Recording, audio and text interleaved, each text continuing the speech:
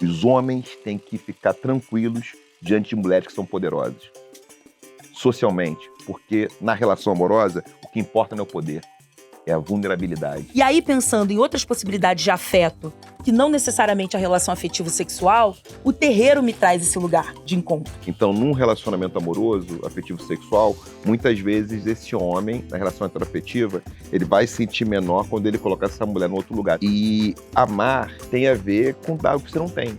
Hoje, inclusive, essa narrativa do cuidado, da solidão e do afeto tem sido muito manipulada, inclusive por setores muito conservadores. A gente teve um político no Rio de Janeiro que foi eleito dizendo que ia cuidar das pessoas.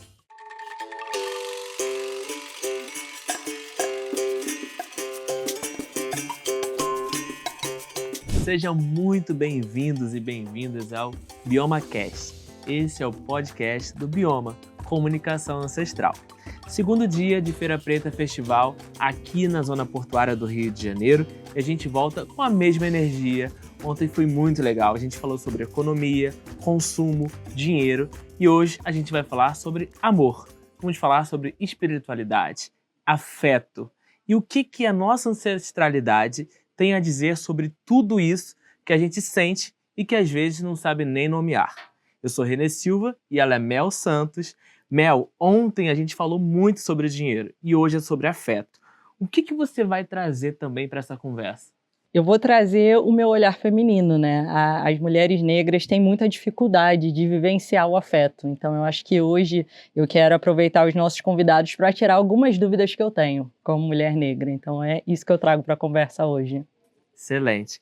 E hoje a gente vai conversar com dois convidados especialíssimos que vivem, né, todos os dias essa pergunta de formas muito diferentes e muito profundas. Então vamos lá, o nosso primeiro convidado, ele é de Duque de Caxias, Baixada Fluminense, e ele é um griot. Para quem nunca ouviu esse termo, griot é a pessoa que trabalha com conhecimento, e ele trabalha com conhecimento na oralidade, não tem nada de papel, não tem nada de internet, não tem nada de rádio.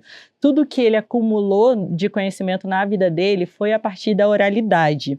Ele é doutor em filosofia, professor da Rural, que é uma faculdade aqui no Rio de Janeiro, pesquisador de tradições africanas. Ele tem uma frase que eu gosto muito e eu quero compartilhar com vocês. O amor é um afeto que nos organiza. É um afeto que é um catalisador de bem viver. Então eu quero que vocês aí no YouTube e quem está aqui presente com a gente recebam o Renato Nogueira.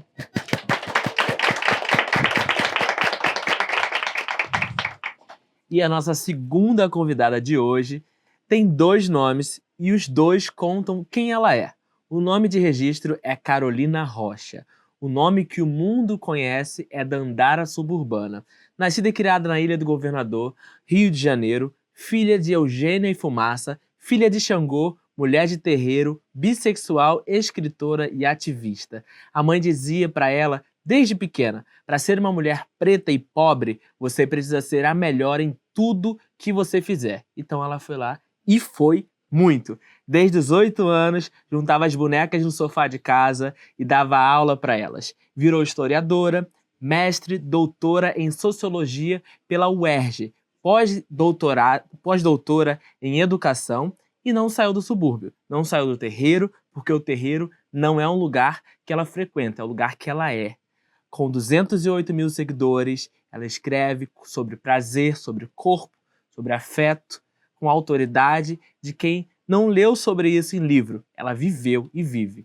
Recebam, por favor, Dandara Suburbana. E aí eu quero começar com uma pergunta falando sobre ancestralidade. O Bioma, ele tem uma metodologia que se chama comunicação ancestral, onde a gente ensina os nossos comunicadores a criar uma comunicação a partir dos saberes ancestrais. Então eu quero ouvir de vocês dois, qual foi a herança que mais moldou quem você é? O que veio da sua família que você carrega até hoje, assim? O que você faz hoje em dia no teu trabalho, na tua rotina, no dia a dia, que você pensa assim, poxa, foi minha avó que me ensinou isso. Foi minha mãe que me ensinou isso. Quero agradecer o convite, estar aqui no Bioma com vocês. Então, Renê, Mel, Dandara, que convite tão especial, né? Tá por aqui.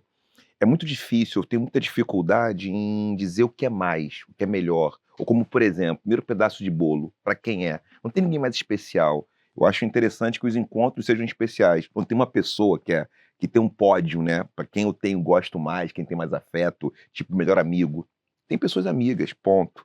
E aprendi muitas coisas com a família, sem dúvida nenhuma, fundamental. Meu avô, fiz um percurso, né, de reencontrar minha ancestralidade e, sem dúvida nenhuma, a África do Oeste, a região que tem um reino, que era o reino Mandecá, e mapeando ali um pouco minha ancestralidade, as histórias que meu avô contava do avô dele, muito especiais, né, meu avô materno, as histórias que as minhas avós sempre contaram, né, o percurso, mas eu penso que da minha ancestralidade gerenciar, fazer gestão de conflito, né, de alguma forma baixar a temperatura dos afetos, sempre foi algo importante. E esse papel de pensar a história. Eu sou nascido e criado em Oswaldo Cruz, moro em Duque de Caxias, né? Sou cria de Oswaldo Cruz, bairro da Portela, escola de samba, onde eu cresci, morei 22 anos direto, depois mudei, morei em outros lugares, né, no Brasil, no Rio de Janeiro, do Rio também, morei no Flamengo, do Flamengo fui para Caxias, e Oswaldo Cruz sempre, estou em Oswaldo Cruz.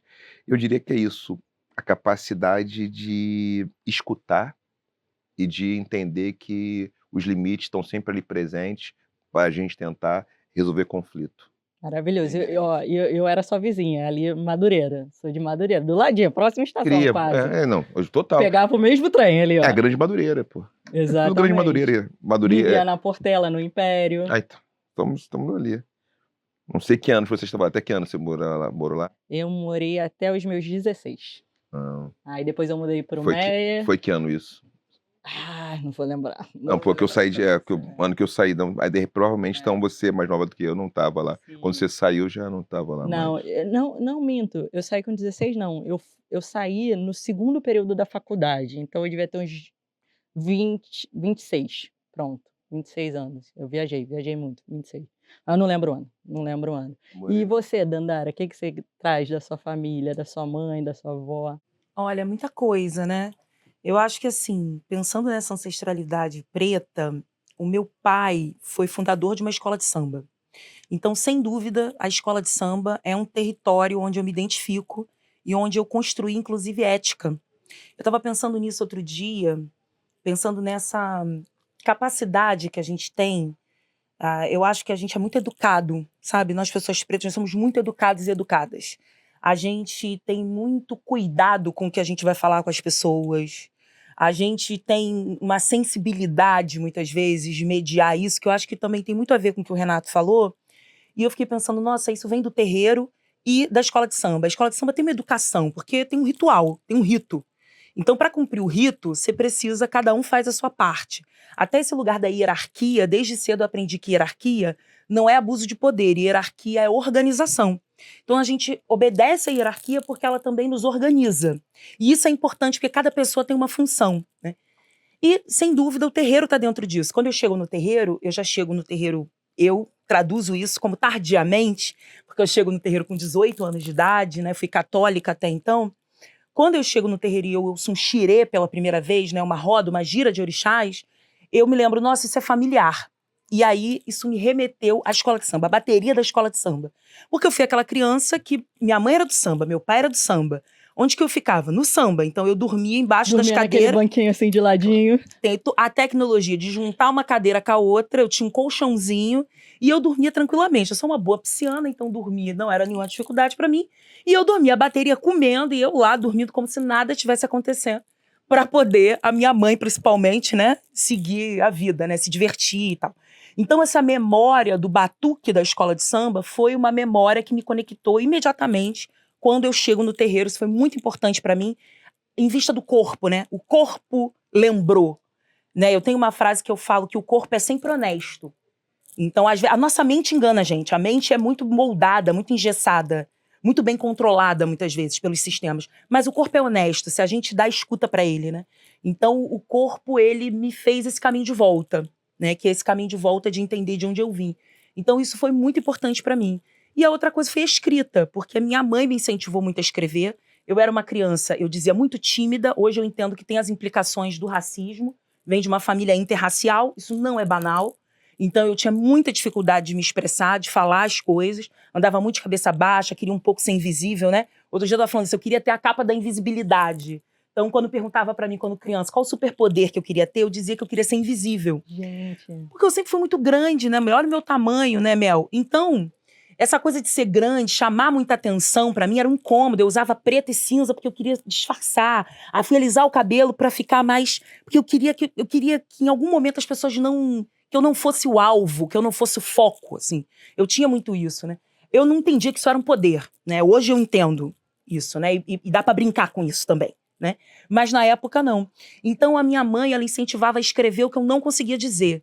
E aí desde muito cedo também eu entendi que a escrita atravessa o corpo, né? E que escrita também faz parte das nossas tradições de matrizes afro-indígenas, né? Então quando eu chego na universidade, que na aula de antropologia o professor fala para mim que os povos de matrizes africanas, indígenas, são povos da oralidade. Eu já falei, opa, como assim? Que oralidade é essa? Ao mesmo tempo, que escrita é essa também? Porque, com certeza, a nossa escrita não tem os mesmos códigos do que essa sociedade vai definir como escrita. Mas a escrita nos pertence, tá lá, tá na nossa Sim. história, né? Então, essas minhas lembranças mais marcantes. E que bom que você não vestiu a capa, né? Que bom que você tirou essa capa. É Senão a isso, gente não é ia isso. ter. Senão a gente não teria Dandara hoje. Mas sustentar tudo isso que a gente é não é simples. Né? Não é simples. Eu digo isso porque não tem romantização. Não é uma coisa assim, tipo, hoje eu não quero ser invisível, mas tá tudo resolvido. Não tá tudo resolvido, né? Tem dia que que sustentar que a gente é, que sair na rua.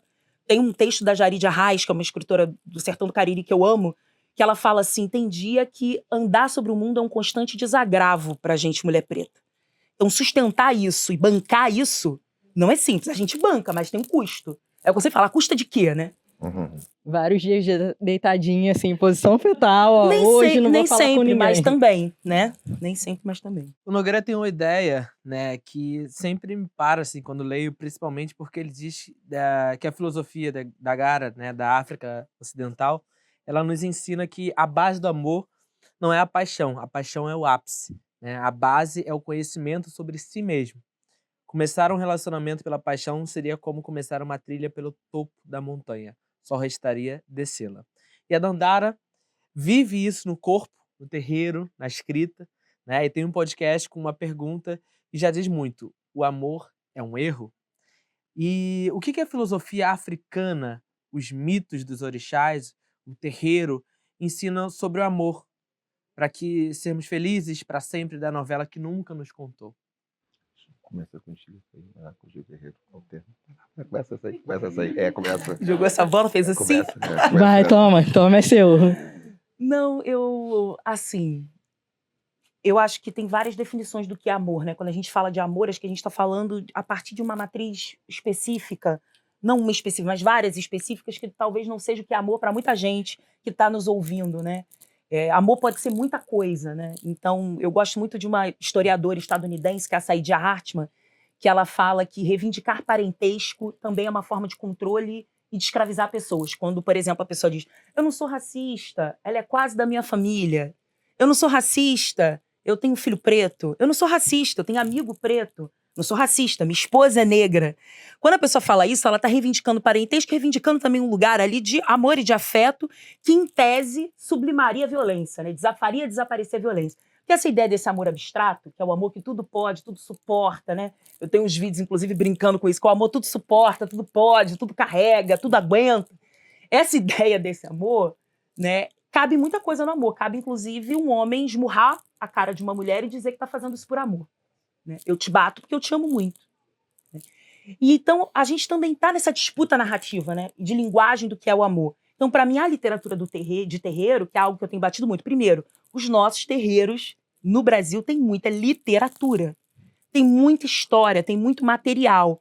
Que eu acho que a gente conhece pouquíssimo ainda, mas que a gente vai desvelando. Então, eu tenho uma experiência um pouquinho maior, que eu conheço, que é 1 milímetro, tá dentro do que eu chamo de Yorubalândia, né? Dos povos iorubais. Então, por exemplo, tem alguns itãs, eu faço oficinas de escrita, principalmente para mulheres, o meu público maior é de mulheres, e nessas oficinas eu tenho um itã que eu sempre leio de Yansan, inclusive os livros do Renato estão nas minhas oficinas, né? Mulheres e Deusas, está lá, que traz muitas histórias dessas para a gente repensar que feminino é esse que a gente está reivindicando, até que ponto. E aí tem uma história de Yansan que diz que Yansan rouba seus atributos de seus amantes, né? Yansan não pede licença, Yansan pega pra ela, Yansan toma de assalto, né? Eu gosto falando bom suburbanês, Yansan toma de assalto. E aí eu sempre pergunto pras mulheres, eu falo assim, o que que vocês ganharam dos amores que vocês tiveram? Muitas mulheres, às vezes, falam pra mim, não ganhei nada, só trauma, só problema, só dívida. Aí eu pergunto, quanto tempo você ficou nessa relação? 20 anos, 10 anos. Eu falei, cara, você ficou 10 anos, 20 anos de uma relação, você não ganhou nada? Tem certeza, né? E aí tem essa, em Yansan, cada relação que ela teve, cada encontro que ela teve, ela adquiriu poder. E ela foi potencializando e adquirindo poderes a partir dos seus relacionamentos. Eu acho que isso é uma grande lição pra gente pensar, né? Na nossa sociedade, assim. E é muito interessante o que você está falando, principalmente, Nandara, porque quando a gente fala de carnaval, né, e quando a gente vê na avenida aquele desfile, e quando a gente entende profundamente, né, o que está acontecendo nesse desfile, é exatamente o que você está falando. Sim. Né? A gente tem muita cultura no Brasil todos É os isso. anos, né? E dá para assistir os antigos também, é muito interessante. E a escola de samba faz um trabalho político-pedagógico que muitas vezes a escola institucional não faz, Não né? faz. Então eu descobri muito mais sobre história preta no ritual, na procissão da escola de samba, Sim. do que dentro da escola. Da escola, muito pouco. Hoje tem uma mudança muito grande, né? De quando eu estudei para hoje. Que bom, muita mudança na escola, na universidade. Quando eu entrei na UF, por exemplo, eu fiz graduação e mestrado na Federal Fluminense, a gente não tinha história da África. Enquanto eu estou no meio do mestrado, surge a primeira disciplina de História da África. Agora tem até 4. História da África, 4. Isso não é qualquer coisa, né? Isso é muita coisa. Então, acho que hoje a gente tem outras referências. Eu fui ler literatura preta, referências de mulheres pretas escrevendo, dentro do movimento de pessoas negras. Então, foi o movimento negro que me educou para a literatura preta. Que é fundamental dizer isso, essa importância que o ativismo teve na minha vida, onde eu fui ler Lélia Gonzalez, Bell Hooks, Conceição Evaristo, ainda publicando em Cadernos Negros, que eu fui conhecer Cadernos Negros, entender que a gente tem, né, uma publicação, uma antologia para publicar escritores pretos. Então, isso foi muito importante para mim. E eu acho que essa literatura de terreiro traz tudo isso. Eu publiquei um livro chamado Ebó Poético, em que eu faço exatamente isso. Vou fazendo releituras de alguns itãs, também tem poesias e minicontos, trazendo essa potência, pensando o amor como um poder, mas não qualquer definição de amor, né? A gente pensar que amor é esse, e não como uma vulnerabilidade. Acho que a gente, com a experiência da escravidão, o amor, na experiência de ser escravizado, o amor era algo que pra gente era muito traduzido como uma vulnerabilidade, né? Bell Hooks fala isso em Tudo Sobre o Amor, né?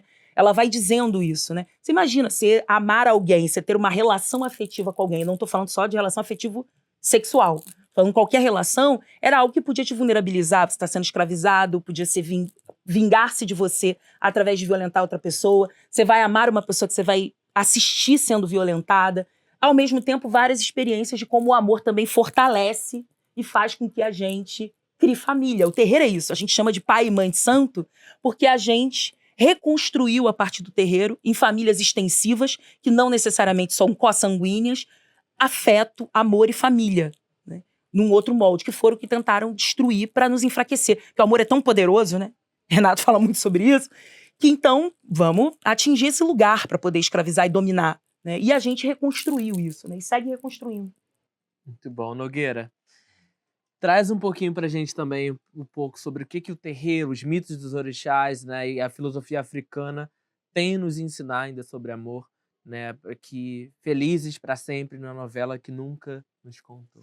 Pô, obrigado por essa questão, Renê. Vamos pensar sobre isso, né? Acho que Dandara já trouxe algo fundamental sobre o terreiro. Eu vou fazer um deslocamento para a gente pensar como é que as culturas africanas, como o contexto cultural africano, como que estudos filosóficos podem nos ajudar a pensar sobre isso. Numa das viagens que eu fiz ao continente africano, quando eu fui para o Mali pela segunda vez, eu tive chance de assistir alguns casamentos em algumas regiões. Também assisti um casamento no Senegal.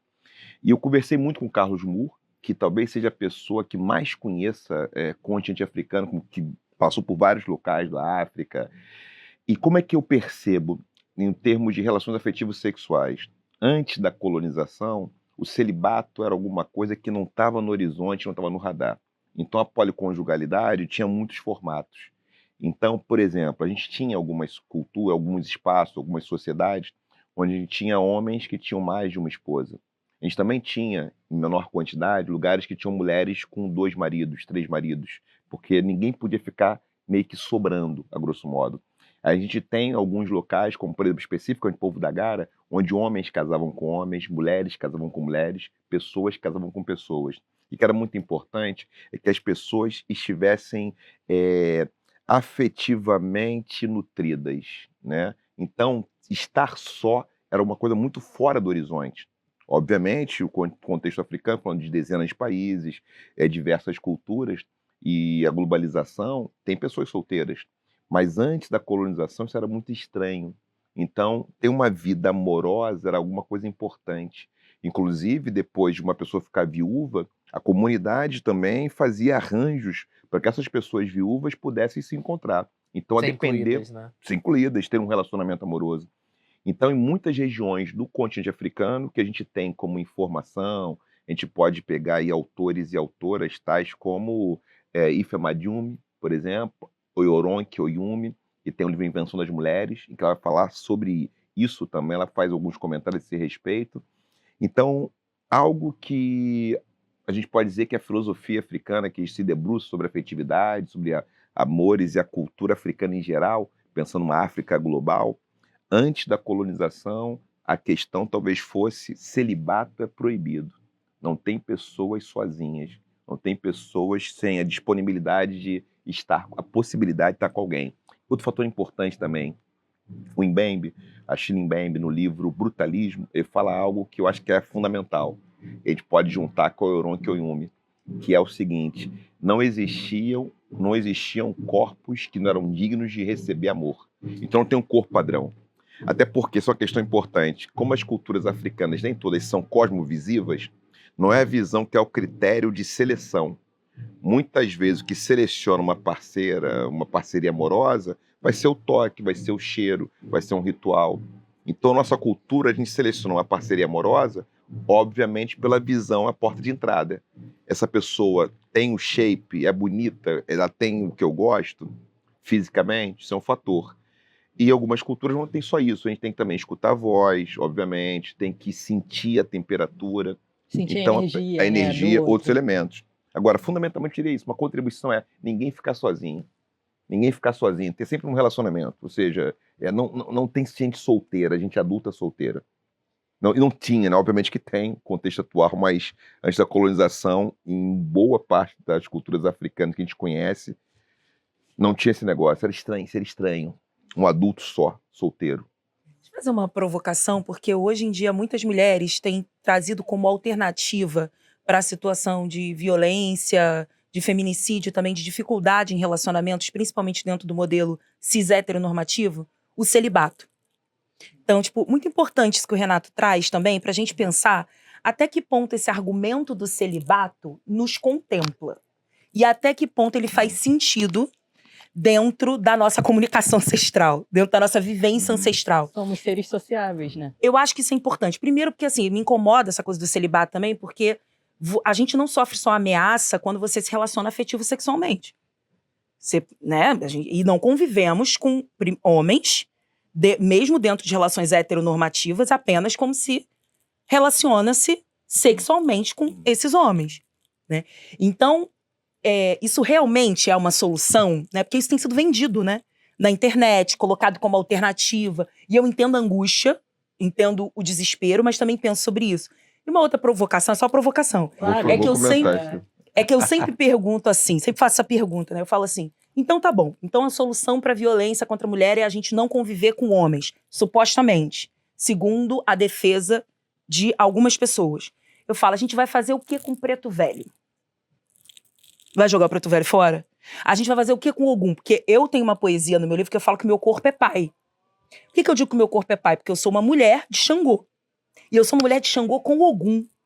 Meu corpo é pai 2 vezes.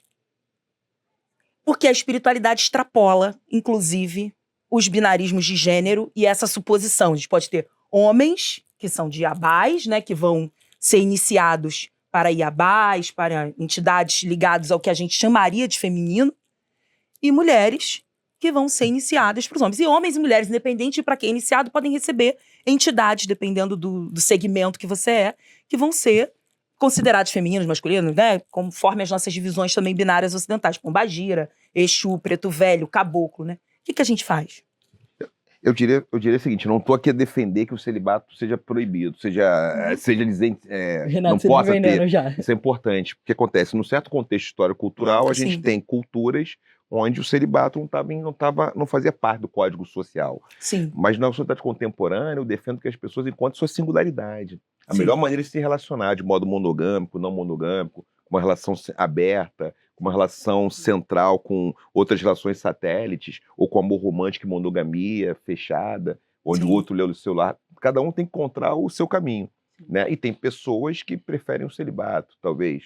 Mas é um debate. Não estou a dizer Não, é que um debate. eu Não, defendo, mas eu acho claro, importante. claro. Acho Só que é para dizer que eu uma provocação, acho que é um... é, Tá eu tô dentro dizendo que não é do... possível que muitas mulheres tenham dito, ó, por conta de relações tóxicas com Sim, homens, de né? traumas, De claro. traumas, pode ser o caminho. Ou, de repente, se for uma mulher que ela só quer se relacionar exclusivamente com homem, talvez encontrar nesse percurso algum homem que possa sustentar o desconforto e ser uma relação com respeito. O Sim, desconforto da condição humana do encontro, né? Mas mesmo assim, tá amando, conseguir amar. isso é possível, Renato. Sim. Eu acho que isso é o caminho. É É. um caminho possível. um pouco. É, E eu não quero ser celibatária, não. Acho que ficou nisso. Não, as mulheres héteros estão no mapa da fome. Tá Então, meio difícil. também, tá eu meio tô difícil exatamente ser ali, uma ó. mulher Tô nessa hétero. encruzilhada, Posso mapa comentar da esse fome.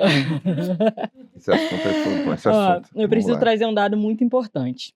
Pesquisas mostram que 47% das mulheres negras se declaram solitárias. E os dados apontam que elas são preteridas tanto por homens brancos quanto por homens negros. E o mais louco é que isso não começou na vida adulta. As mulheres são preteridas desde a infância. São as mulheres que não são escolhidas na festa junina da escola, são as mulheres que estão na lista de a mais feia do colégio. E aí, eu quero trazer uma pergunta para vocês dois. Como que a gente cura uma ferida que começa na infância e vai sendo reaberta toda vez que a mulher sente a rejeição? E como a espiritualidade e a ancestralidade ajudam a reconstruir esse lugar de quem merece ser amado? Mulher, Que questão, hein?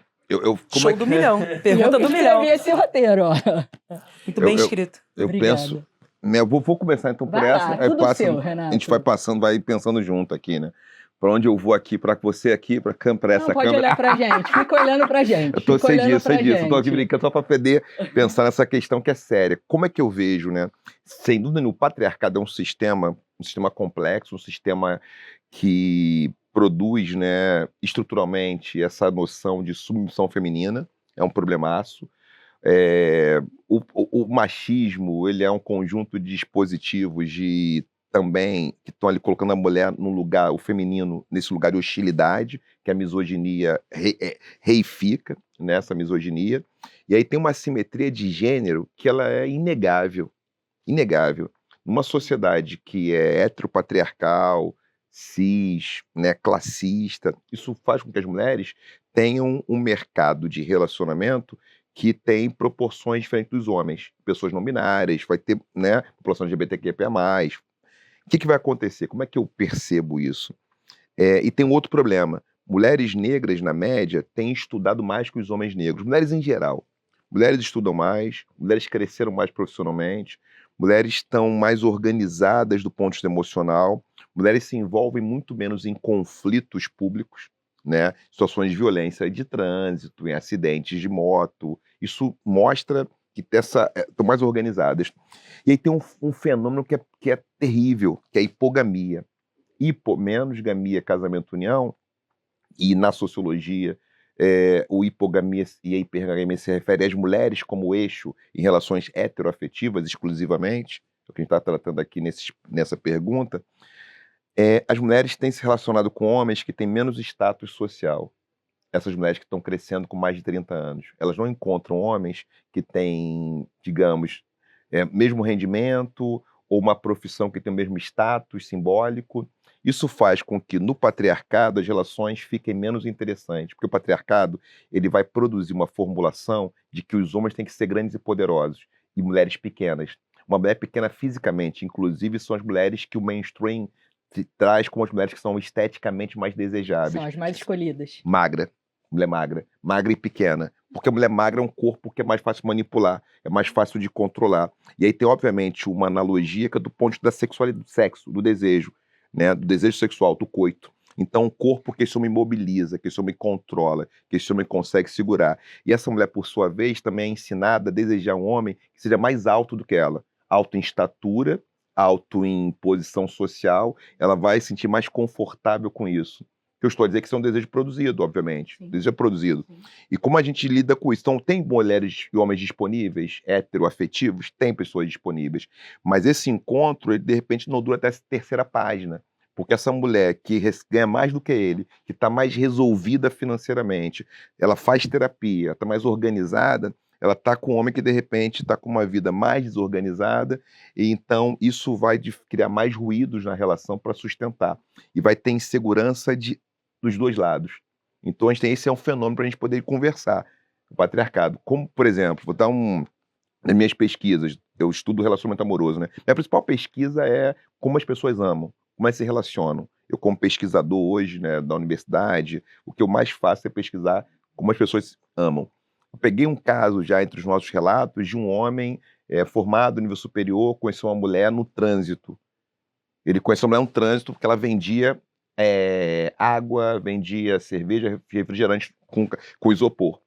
Ele conhece essa mulher negra, ele é um homem negro, eles se conhecem ali, ele para um dia ali para comprar coisa com ela. Aí compra na segunda, compra na terça, na quarta, na quinto mês comprando, passam a falar, chama ela pelo nome, ela chama ele pelo nome, um belo dia eles pegam ela chorando aos prantos, copiosamente chorando, o isopor quebrado. O que aconteceu? A guarda municipal fez aqui um negócio, tem anos isso, pegou as coisas dela. Ele pega R$50 do bolso, compra o isopor, troca um telefone, começa a conversar, se apaixonam. E ela é uma mulher bonita, né? Shape bonito, fisicamente interessante, nos padrões, se apaixonam, ficaram juntos. Se fosse um homem no shape, vendendo seu isopor, se fosse uma relação heteroafetiva, outra mulher faz esse movimento, porque na questão de escolha pessoal, os códigos sociais, historicamente, culturalmente estabelecidos, isso é um lugar que o masculino faz em movimento. Então tem um problema que é estrutural. Né? Como sustentar um homem que tem menos renda, menos escolaridade, com uma mulher que tem mais do que ele e não tem nenhum problema que ela tem mais do que ele. Porque o amor não precisa estar nisso, a relação amorosa. Sim. Mas aí o mapa da fome, o mapa não é território, o mapa é uma categoria da geografia que é diferente de território, que é quando eu tomo espaço. Então a gente tem que procurar o território para os encontros. Esquecer o mapa. E procurar o território significa os homens têm que ficar tranquilos diante de mulheres que são poderosas. Socialmente. Porque na relação amorosa, o que importa não é o poder, é a vulnerabilidade. Tem que ser fraco. Eu gosto de amar pessoas quando eu posso ser fraco. Não quero força. E aí pode mudar. Então esse é o problema do quadro. Foi bem esse negócio? Sim, O foi problema é esse. maravilhoso. Porque a mulher ganha mais, o cara vai ficar como essa mulher? Ele fica incomodado, que a mulher é mais. Que a mulher é abaixo dele. Entre aspas. Trazer que você postou há pouco tempo que você era a velha da lancha. Então eu queria que na tua resposta você trouxesse isso um pouco. Sou a velha da lancha. Na verdade, é sabor velha da lancha. Porque eu não tenho lancha, sequer um Fiat, sequer um Gol bolinha, mas essa ideia de oferecer uma estrutura. Ter estrutura, né? Ter condições de oferecer uma estrutura. Uma casa que a gente trabalha pra caramba pra manter, mas tem. Uma profissão, né? Uma certa visibilidade que dá uma rede de contatos. Uma rede afetiva, né? Que também é uma estrutura, né? Que a gente vai construindo. Tem recursos, né? Recursos que não passam só por moeda monetária, mas também acabam passando por isso, né? E aí, compreender isso, porque eu tenho tentado entender como estabelecer uma relação. Todas as minhas relações eu me divorciei, eu tive 2 casamentos, eu me divorciei do meu primeiro casamento em 2017. De 2017 para cá, todas as relações que eu tive foram com pessoas que tinham menos escolaridade e ganhavam menos do que eu. Homens e mulheres. Hipogamia. Fui hipógama. Né? Quase isso. E também no meu primeiro casamento, eu tinha mais escolaridade, mas tinha uma relação em termos de ganho, de salário, né? Como eu fui casada com um engenheiro, apesar de eu ter mais escolaridade, ele ganhava mais do que eu, né? A remuneração maior, então isso se equilibrava. Mas quando eu conheci, ainda estava na faculdade de engenharia, eu já estava no mestrado, entrando para o doutorado. Mas em certo momento, quando ele se forma, e eu, né, já no doutorado, ele com graduação ganhava mais do que eu com doutorado, né? Que aí tem a relação das profissões que a gente tem, de como elas se estabelecem. Então, não contando com ele, mas contando um pouco também, mas todas as relações depois. E aí, como estabelecer um relacionamento? Porque o que eu observo no meu ciclo, né? E aí não faço pesquisas diretamente sobre isso, mas observo, né? Tô nesse mundo observando, com essa sensibilidade, é observar como que a gente estabelece essas relações de hipogamia sem elas serem predatórias, né? E como que a gente consegue conciliar, já que a gente tem um modelo de relação heteronormativa principalmente, mas não só, porque dentro das relações homossexuais a gente reproduz os padrões. Então, ainda que você tenha pessoas, tem 2 mulheres, 2 homens, 2 pessoas não binárias, muitas vezes a gente reproduz a mesma coisa que o modelo heteronormativo, né? Eu falo que entre as mulheres tem isso, né? Tem a Lady, que teoricamente é a mulher pequena, frágil. Quem diz que gosta da Lady, entre as mulheres lésbicas e bissexuais, geralmente gosta da mulher pequena, frágil. E tem a outra que vai performar caminhoneira, Sim. né? Então tem essas performances também. Eu tive meu segundo casamento com uma mulher e eu sempre ficava, sei lá, as pessoas falavam, ai, você é a Lady. Eu falava, gente, eu, Lady? Para também a gente pensar até que ponto pessoas negras reproduzem também esses lugares. É um ideal que a gente não alcança, porque, gente, Lady, né? A ideia da Lady, eu falei, eu tava tudo mesmo na ideia da Lady, até porque até hoje, para muitas mulheres que não performam feminilidade, eu não sou o lugar de desejo.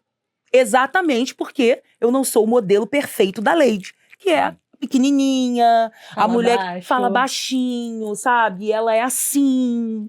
E ela tem uma modelo, né? Uma performance. Lógico, passa por caricatura, estereótipo. Tem um imaginário, né? ali. Tem um imaginário, né? Então não passava por isso.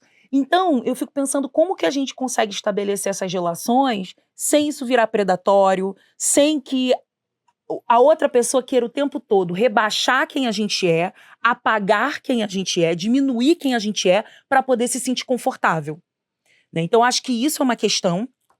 As minhas pesquisas acadêmicas estão muito na linha do racismo religioso, da defesa das tradições de matriz africanas e de como o terreiro traz outros imaginários, narrativas e linguagens do que a gente pode ser. E aí, pensando em outras possibilidades de afeto, que não necessariamente a relação afetivo-sexual, o terreiro me traz esse lugar de encontro. Eu acho que a gente vive uma solidão, não só mulheres negras, acho que a população negra no geral vive solidão. Mas é uma solidão que não está ligada só também a você ter ou não um parceiro sexual, um namoro, um casamento. Está ligada a você receber menos colo na creche, na educação infantil você receber menos toque, no atendimento de saúde você não ser olhado e olhada com humanidade, você não ser atendido com carinho, o médico não tocar em você. Então, essa sensação de solidão e principalmente essa falta de toque físico, acho que o Renato falou algo tão importante desse amor que passa pelo cheiro, pelo tátil, pelo sensorial. A gente recebe menos toque físico. Nas nossas famílias, meu pai era um canceriano, eu adoro astrologia, até porque é preta também, né? Essa é outra coisa. Meu pai, um bom canceriano, que tinha dificuldade em ser abraçado, se sentia constrangido. Sabe aquela pessoa que é um pai, pode ser um paizão, uma mãezona, mas quando você vai abraçar, principalmente os mais velhos, fica até meio... Sai. Tá me abraçando por quê? Tá dizendo que me ama porque quer pedir alguma coisa, quer um dinheiro, quer levar um dinheiro. Exatamente. Não tá acostumado com afeto. Tem dificuldade, não é natural. principalmente com a coisa do toque, esse amor-toque. Às vezes o amor vai ser demonstrado de outras maneiras. Um serviço, o cuidado, a utilidade, a comida, o sustento. Mas o toque é uma coisa que a gente tem dificuldade, né? Então a gente até desconfia, a gente fica até arredio, né? Isso é uma coisa pra gente difícil.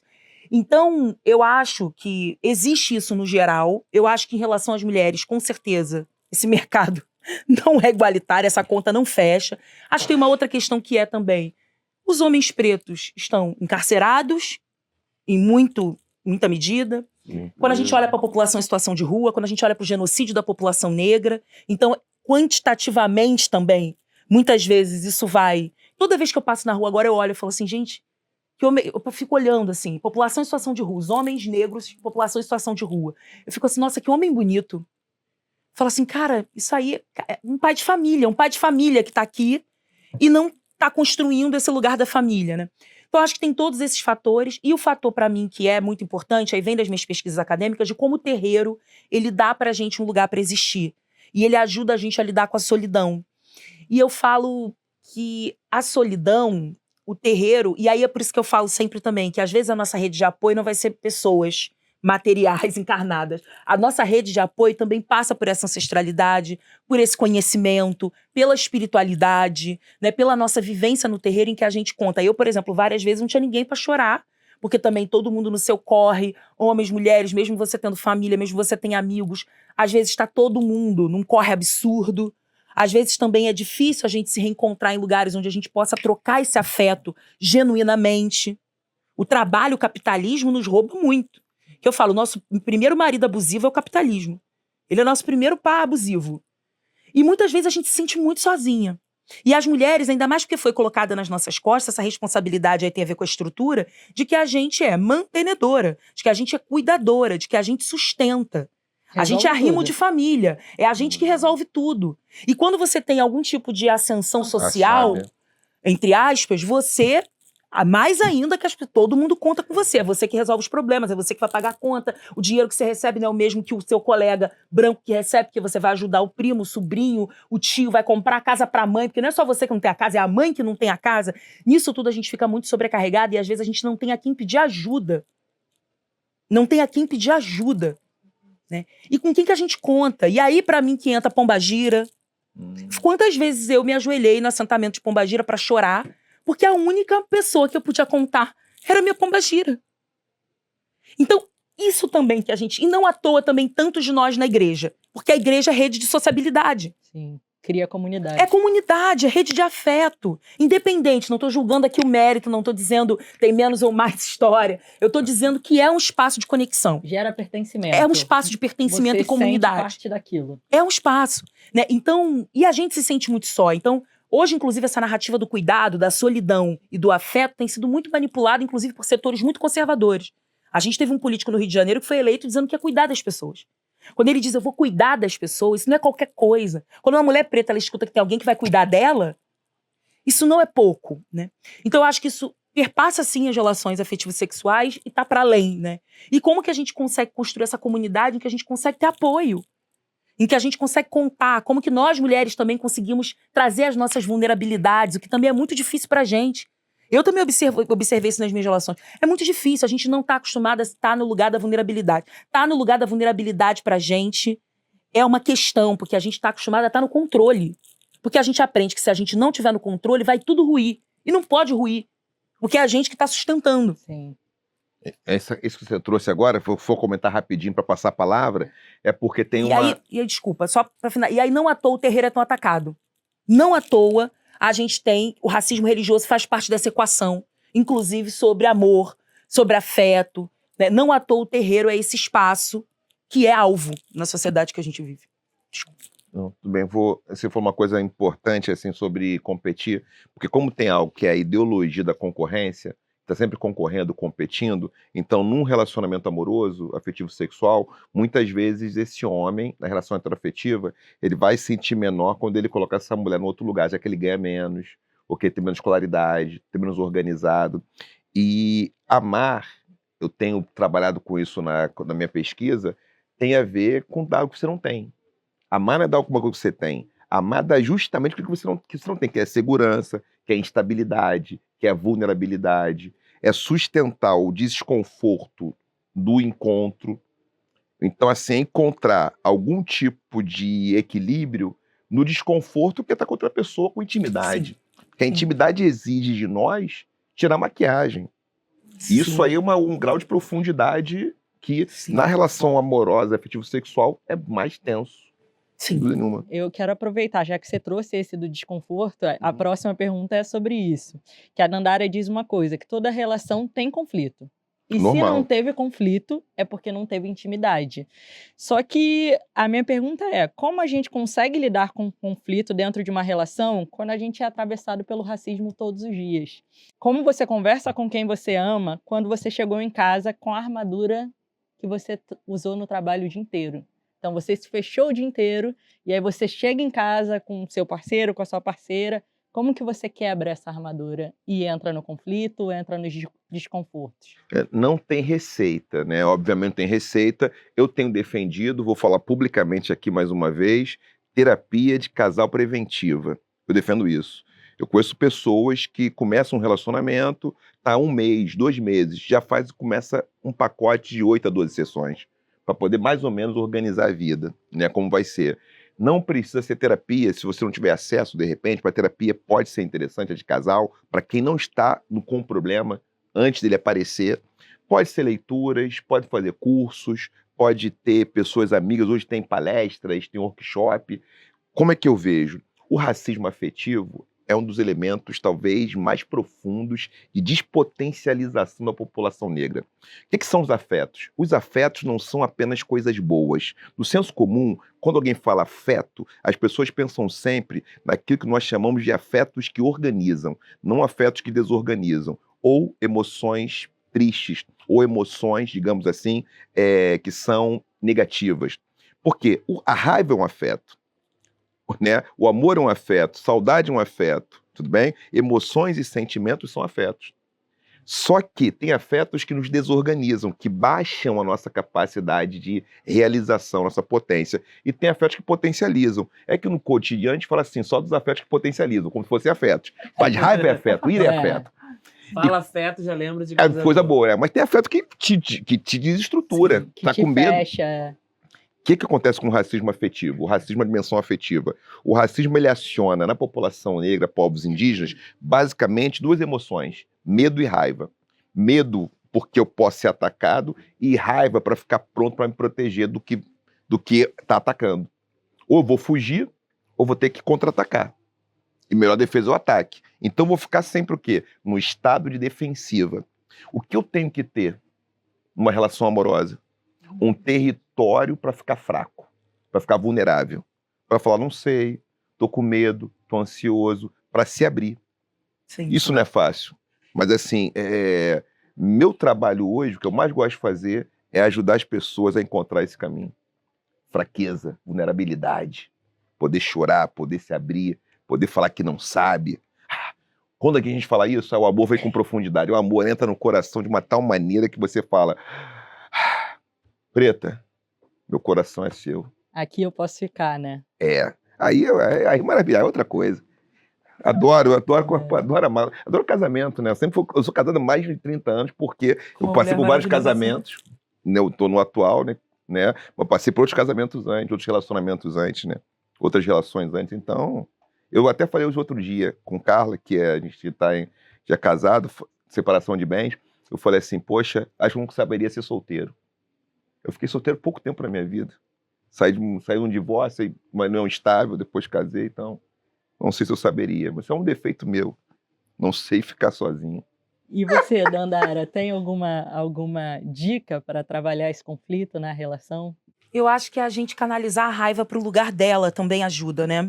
Acho que tem uma escritora que eu amo, que é a Audre Lorde, uma escritora afro-caribenha, que ela tem um texto falando dos usos da raiva, né? E ela fala que quando a gente sofre uma situação de racismo, sei lá, no ônibus, na rua, no trabalho, geralmente a gente pega essa raiva e leva para dentro de casa. E é exatamente no território de maior vulnerabilidade, com as pessoas que a gente ama, onde a gente muitas vezes vai descontar a raiva. Com os filhos, com as filhas, com o companheiro, com a companheira, né? E ela fala, porque a gente muitas vezes não pode ou não vai encarar o racista. Eu digo não pode porque não é só uma questão de querer ou não. Às vezes isso significa nos colocar em ameaça, inclusive risco de vida. Então, nem sempre a gente pode. E aí, onde que a gente vai externar isso? Onde que a gente vai descarregar isso? Geralmente, nas relações mais íntimas. No ambiente mais seguro. Minha mãe não vai gritar, sabe? Minha mãe vai receber, minha irmã vai receber. É isso, né? Então, e isso é um problema, né? É uma questão, né? Então, acho que a gente precisa saber trabalhar a raiva. E a primeira coisa pra gente saber trabalhar, acho que passa muito pelo que o Renato falou, é encarar a raiva. Sentimos raiva, muita raiva, né? Se não sentíssemos, tinha alguma coisa errada. Mas acho que também a gente tem essa perspectiva de que a raiva é uma emoção feia, que a tristeza é feia, a gente quer estar sempre alegre, sempre feliz, e se vem uma sensação ruim, a gente quer logo mandar embora, logo expulsar, porque isso não está de acordo com o tal ideal de felicidade que a gente criou nessa sociedade, que teoricamente não inclui lidar com emoções, com essas emoções densas, né? Então, saber trabalhar isso, para mim, uma ferramenta é a escrita. Assim, a escrita se tornou uma ferramenta também terapêutica. Acho que a escrita tem várias funções de organização, enfim, de registro, de memória, mas também terapêutica no sentido de lidar com isso, né? E a gente pensar, eu tô brigando com essa pessoa, a questão é essa pessoa mesmo? É o que essa pessoa fez? Será que é a louça que não guardou do jeito que eu queria o problema? Ou será que o problema é outro? Porque a gente também faz isso até nas raivas que a gente sente da pessoa, né? Às vezes a gente vai engolindo coisas, somatizando no corpo, adoecendo, ou a gente joga pro outro ou a gente explode, se implode, na verdade, né? E a gente não vai ao real da questão, né?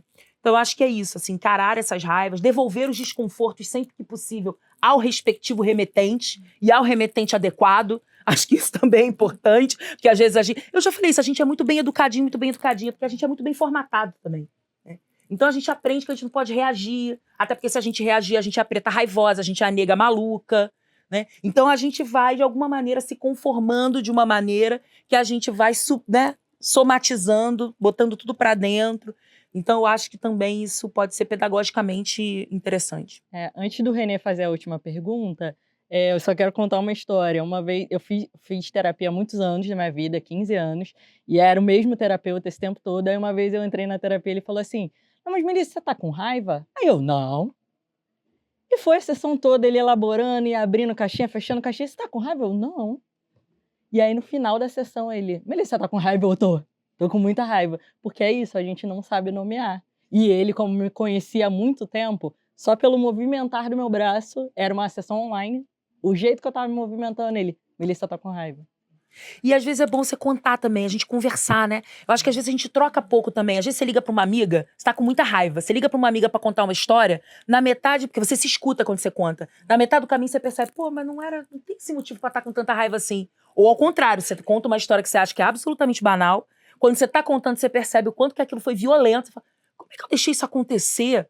E aí você percebe, eu acho que também é isso, né? Fazer essas trocas, assim, eu acho que o ambiente, a terapia é fundamental pra isso, mas não só, a gente precisa conversar mais, a gente precisa se falar. A gente tem muito medo também de falar, de se expor, a gente não quer se expor, né? A gente não quer ser vulnerável, né? Não, e ter conversas profundas, porque falar, a gente fala um monte de bobeira, né? É isso. Mas aí a gente tem que se aprofundar, ter relações que a gente consiga ir em profundidade. E agora, o que é a sua espiritualidade, agora para os dois, tá? Essa pergunta. O que a sua espiritualidade te ensinou sobre você mesmo, né? Sobre o seu próprio jeito de amar, que nenhuma relação, nenhum livro, nenhuma terapia poderia ter ensinado? Quer começar, Andar? André é mais espiritual do que eu. Mais Até espiritualizado do que eu. parece. O corpo preto de Xangô, quando eu chego no terreiro e eu entro em contato com esse corpo preto, ele me fez amar o corpo preto do meu pai, que eu tinha muita dificuldade. Eu tinha muita raiva do meu pai. Eu tinha muita mágoa do meu pai. Eu conheci meu pai com 10 anos de idade. De fato, né? A gente conviveu na infância, depois separaram. Ele ficou com muita raiva da minha mãe, porque minha mãe pediu o divórcio, porque teve uma traição, né, conjugal. E aí ele se afastou e falou, então tá, você quer se separar? Então também não quero conviver com a Carolina. E tchau. Né? Só que meu pai, ele nunca foi ausente. Eu acho que tem uma coisa que a gente repete, que às vezes a gente fala assim, tive um pai ausente. Né? E eu fico perguntando até que ponto a gente tem pai, se essa expressão nos cabe. Porque eu não convivia com meu pai, mas meu pai nunca foi ausente. Meu pai era hiperpresente, ao contrário.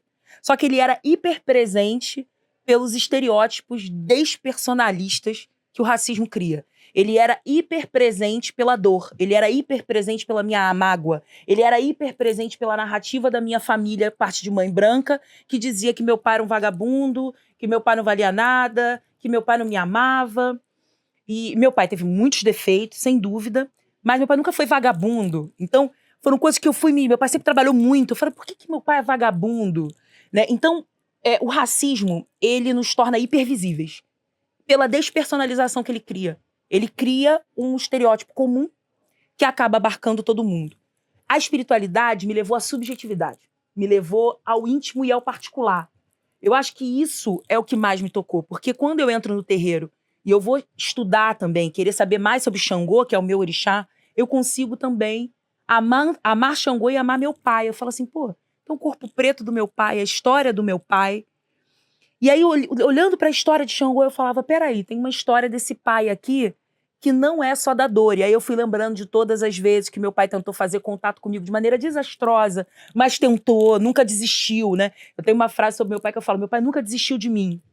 E isso eu descobri uma vez na terapia, porque eu estava conversando com um terapeuta numa relação muito abusiva, e eu virei pro terapeuta e falei assim: já sei que você vai dizer que eu tô me relacionando com esse cara porque ele é o modelo do meu pai. Aí o terapeuta, numa explosão, que era muito rápido, porque eu fiz psicanálise 10 anos, então na psicanálise dificilmente, né, o psicanalista reage. Ele reagiu na hora, ele falou assim: ele é muito pior que seu pai. Ele falou assim: muito pior que seu pai. E aí eu respondi mesmo, eu falei: meu pai nunca me abandonou. Porque meu pai, ainda que ausente, de alguma maneira, ele tentava chamar atenção. Não era de falar comigo, ele tentava chamar atenção. Tentava ir nos lugares onde eu estava para chamar atenção. Tinha uma coisa nele, né? E aí... Tinha um esforço. Tinha um ali. esforço. Era com muita dificuldade, porque isso, não encarava o que sentia. Meu pai foi uma pessoa em situação de rua. Meu pai saiu da rua com 18 anos, entendeu? Meu pai, essa coisa de o que eu tô sentindo, não sei, né? Então, e quando eu reencontro meu pai, é muito bonito, porque meu pai andava com uma foto minha dentro da carteira. Que lindo. E eu nunca imaginei isso. E as pessoas falavam: ele não lembra de você. Eu falei: ele lembrava. Né? Então, às vezes, a gente também tomar cuidado com algumas coisas que a gente vai aderindo. Né? Ah, tive um pai ausente. Será que é ausente? Até que medida? Porque às vezes ausente pra você foi ausente, porque às vezes a gente só pensa nesse pai. Ou seja, ele não foi ausente. A gente criou um pai pra gente. A gente fabricou um pai. Que muitas vezes a não presença física abriu brecha pra fabricar um que estava na nossa fabulação, na nossa imaginação. Mas essa imaginação é muito presente, marca muito, né? Então, sobre amor, a minha história sobre amor com a espiritualidade é a minha história de reencontro com a minha ancestralidade preta, com a minha família materna, porque quando eu pude amar meu pai, eu pude me amar, né? O meu cabelo, né? Amar a minha história, porque aí eu tinha pavor do meu cabelo, né? Eu achava que eu tinha que ser branca, eu queria embranquecer a qualquer custo. Quando eu consegui amar o meu pai, mesmo com críticas, defeitos, incômodos, mágoas, nada disso desaparece, eu consegui me amar. Eu falei assim: caramba, acolher a história do meu pai é acolher a minha história. Então eu fui entendendo isso. E isso graças a Xangô. E aí meu pai também é de Xangô, né? Aí você vai compreendendo dentro desse processo o que isso significa, né? Então toda a minha ancestralidade, minhas entidades são a mesma do meu pai, minha pombagira é a mesma do meu pai. Então são coisas que eu não sabia. E eu fui descobrindo nesse encontro com a espiritualidade, que também acionou meu pai. Porque quando eu fui pro terreiro, eu acionei ele também para pedir ajuda. Meu pai sempre foi de terreiro, mas nunca levou pro terreiro. Que tinha essa coisa de cada um escolhe o que quer. Então, isso também me deu essa aproximação, né? Então, acho que o terreiro faz isso. O terreiro devolve a dignidade perdida que o racismo tira da gente, em a gente se reconhecer como agente de poder na nossa própria vida e na nossa própria história. Preenche as nossas carências e vazios também. É isso, a coisa do celibato é um pouco isso também. A gente tem que tomar cuidado com a carência, acho que a carência coloca a gente em apuros. Essa coisa de querer um par afetivo sexual a qualquer custo nos coloca em situações muito complicadas, porque a gente aprende que precisa ter isso e a gente muitas vezes deseja isso, né? Então acho que a gente tem que tomar cuidado também, se fortalecer é importante, mas eu também não quero acreditar que o celibato é uma opção, né? E eu acho que afeto a gente também vive de muitas maneiras, também tirar também esse hiperfoco da relação afetivo-sexual, né? Por isso que eu tô trazendo meu pai aqui, porque isso é um afeto que mudou minha vida. Né? A minha formação, do ponto de vista da espiritualidade, é uma formação muito plural, ou seja, eu fiz primeira comunhão porque meu pai fez essa recomendação para mim, para os meus irmãos. Tenho 2 irmãos, um filho da minha mãe com meu pai que era casado com ela, até falecer, outro filho dele de outro relacionamento. Minha mãe budista, minha avó foi a Lorixá, mãe de santo da Umbanda, minha tia do Candomblé. Então, eu frequentei a minha infância, eu lia muito Allan Kardec também quando eu era garoto, 10, 11, 12 anos.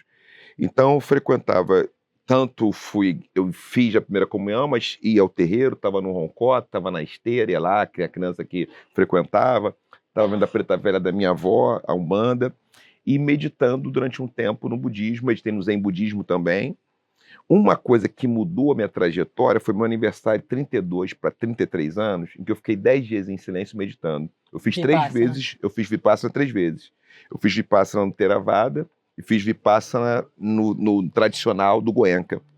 Fiz 2 do Goenka, que é um curso, né, tradicional de Vipassana, que é o nome do curso, Vipassana, e fiz o Theravada. Então eu fiquei em silêncio, só meditando, posição de lótus, postura de lótus. Isso me trouxe um reencontro comigo, porque só tem direito a uma pergunta nesse encontro, uma única pergunta. Então, fiz uma pergunta e o professor respondeu com uma palavra. E 10 dias em silêncio. Qual foi a pergunta? Eu perguntei sobre o que eu estava sentindo, né? Eu estava sentindo. Eu falei, foi uma pergunta longa. perguntou o que eu estava sentindo, eu tive memórias, certas lembranças, o corpo fica naquela posição de lótus. Aí ele falou assim, observe, só observar. Então, isso foi uma oportunidade. Agora, ao mesmo tempo, outro fator fundamental na minha espiritualidade, minha ancestralidade. São minhas avós, avós, minha relação com meu avô muito próxima, que era o neto mais velho que morava mais perto. Então, as histórias que ninguém queria escutar do meu avô, que contava várias vezes, eu escutava todas. Eu era um garoto chato, fui chato. Eu lia 4 livros por mês. Eu era aquele cara que era covarde, não sabia brigar, me escondia, não sustentava tensão nem conflito.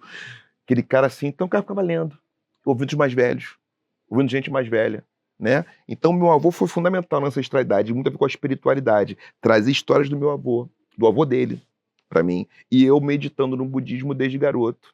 E fazendo primeira comunhão, indo no terreiro, banho de erva. Então minha formação foi essa. Só não tive formação evangélica, né?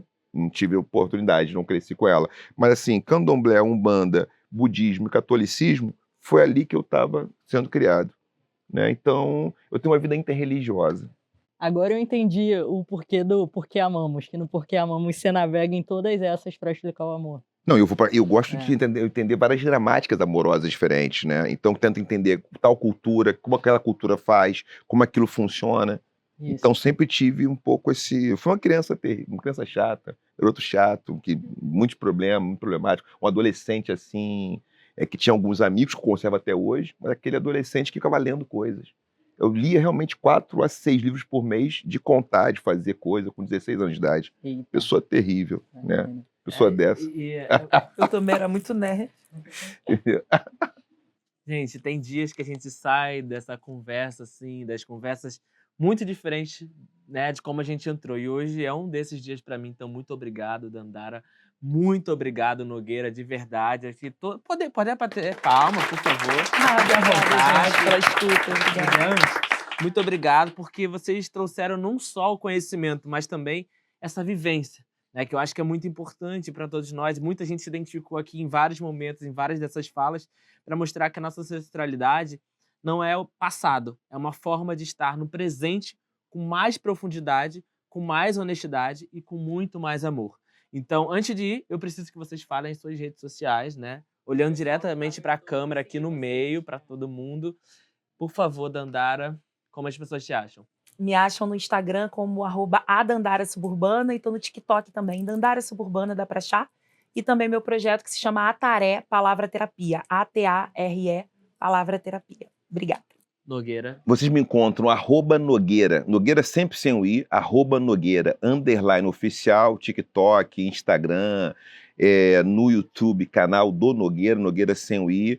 Para quem precisar de casamento, você tem o meu e-mail que fica lá no Instagram, eu celebro casamentos. De quem quiser entrar na pesquisa sobre relacionamento amoroso, eu coordeno uma pesquisa nacional onde nós estamos entrevistando casais. A gente vai chegar a 1000 casais, foi prometido no protocolo, e se você quiser ser um desses casais, vocês quiserem ser, é só entrar em contato com a gente, mandar um e-mail ali que está no meu Instagram. Você manda para a gente poder entender melhor como as pessoas amam no Brasil. Participe da pesquisa. Boa. E se você quiser ser meu par para eu conseguir participar a tempo da pesquisa da Nogueira, você também pode me contactar pelo Instagram. Vai ser uma alegria. Vendendo seu Vai peixe. ser uma alegria. Todo mundo vendendo seu peixe. Gente. Ué, bicha, não é isso? É isso. Venda. Sigam, Vamos acabar. compartilhem, levem essa conversa para frente. Todo mundo que está aqui na nossa audiência também, todo mundo que está assistindo pelo YouTube também, podem compartilhar, fiquem à vontade, porque esse papo é sobre amor, espiritualidade, ancestralidade, e é exatamente esse tipo de conversa que o BiomaCast quer ter com profundidade, com afeto, né, que seja a nossa cara, não é isso, Mel? Exatamente. E se você quiser continuar esse papo, o Bioma é uma agência de comunicação com mais de 400 comunicadores que você pode se inscrever lá no Banco de Talentos para participar das oportunidades que aparecem no Bioma. Compartilhe o Bioma, segue o Bioma, o @do Instagram é Bioma Comunicação Ancestral. Eu sou Renê Silva. Eu sou Mel Santos. Isso é o BiomaCast, ao vivo, diretamente do Feira Preta Festival 2026, aqui na cidade maravilhosa do Rio de Janeiro.